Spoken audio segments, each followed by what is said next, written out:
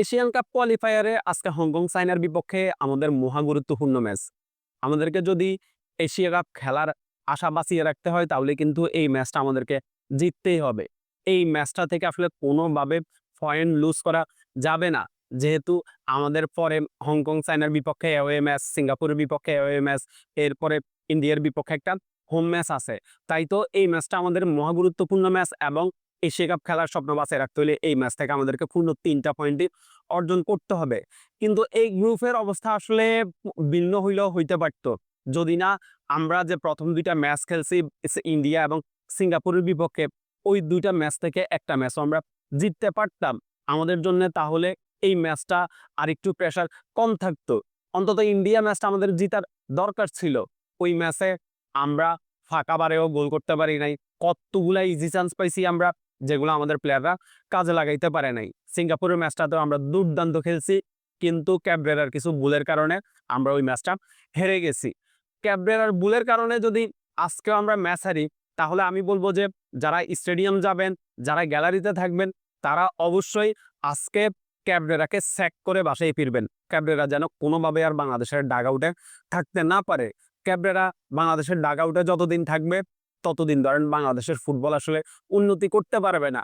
কারণ ক্যাবরেরার যে ট্যাকটিস, এই ট্যাকটিসটা এখন আমাদের যে লেভেলের প্লেয়ার তাদের সাথে কোনোভাবে যায় না।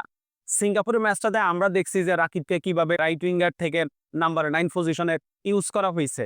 রাকিব একজন proper right winger. Rakib right উইঙ্গে তার বেস্টটা দিতে পারে।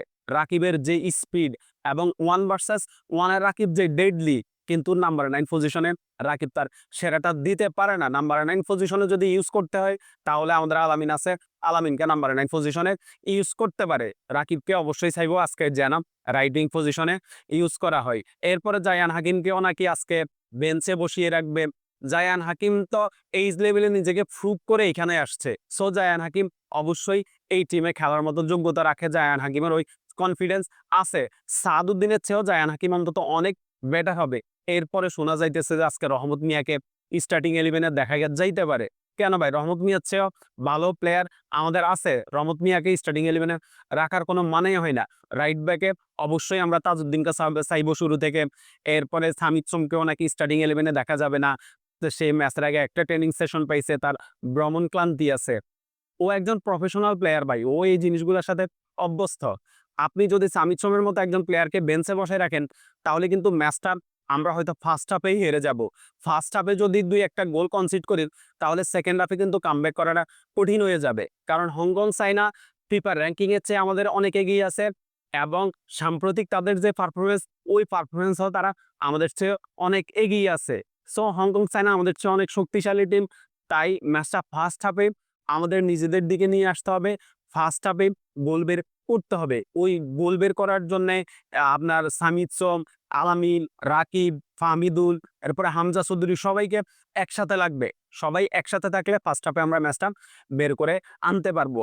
ওভারঅল আমার কাছে মনে হয় কোচ যদি কোনো ভুল না করে, তাহলে আমরা এই ম্যাচে পূর্ণ ৩ পয়েন্ট পাবো। এই ম্যাচটা আমরা অবশ্যই জিতবো।